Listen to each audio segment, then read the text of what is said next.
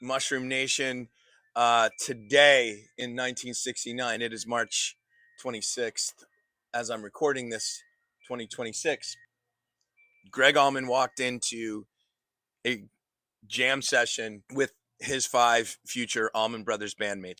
Yes, Gregg was the very last one to join the Allman Brothers Band. Anniversaries are just a cool time to like stop and reflect on events. I mean, that's why we do it in our personal lives too. I know it from a very corporate historical sense, working in history museums, a lifetime of that stuff. But of course, when I have the opportunity to talk to y'all, I'm gonna send something out on this specific day. What follows is what I call a reading from the Book of Duane. Play All Night, Duane Allman and the Journey to Fillmore East, which every one of you needs a copy in your library, of course, and buy a second one for a friend. For those of y'all who are paid subscribers or are members of the Conversation from the Crossroads, I will give you a signed book plate that's part of the package as a thank you to put in your book and to put in someone else's. The particular crossroads I want to talk about today converges in Jacksonville, Florida, the Riverside neighborhood, 2844 Riverside Avenue. Here's the story. This room right here is where the Allman Brothers Band were founded. March 23rd, 1969, after several months playing in jams around Jacksonville, Duane, J-Mo, Barry, Dickey, and Butch, with Reese Winans on keyboard, convened to play in an impromptu session that birthed the Allman Brothers Band. The band set up at Oakley's house. We whipped into a little jam, Duane said, and the jam lasted 2.5 hours.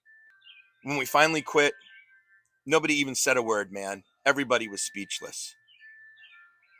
The spirits met, and that was it, said J-Mo. Butch agreed. It was like being born again, a revival meeting.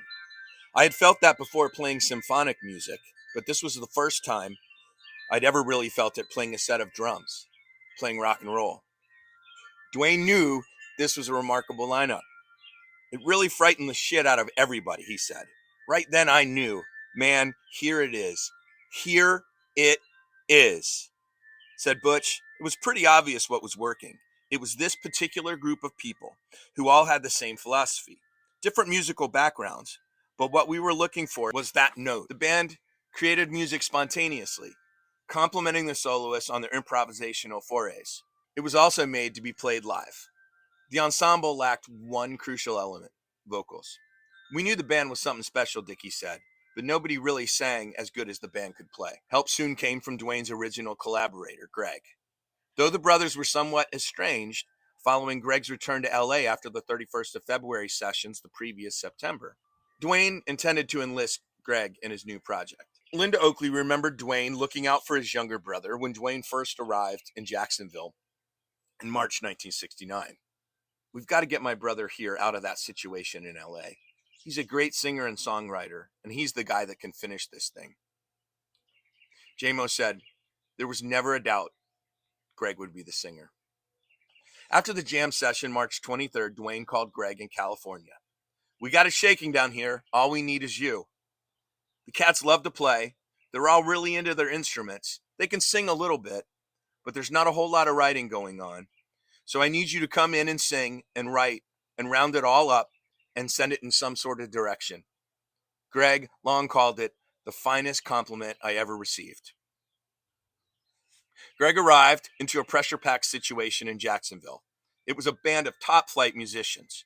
You had no choice to be really good at what you were doing, said J-Mo, because it was a reflection on what you were hearing, and everyone around us was so good. On March 26, 1969, Gregg stepped into his first band rehearsal. Jesus Christ, what a band, he said. It just knocked me out.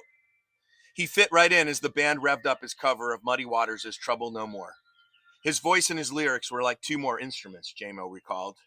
Gregg was the final piece of the puzzle, just as Duane had planned. Gregg's arrival completed the lineup, and Duane had finally found the creative outlet and originality he'd long sought. There's your vitamin ABB. Reading from the Book of Duane, Play All Night, Duane Allman, and the Journey to Fillmore East. Get it where you get your great books. Trust me, I'm a doctor.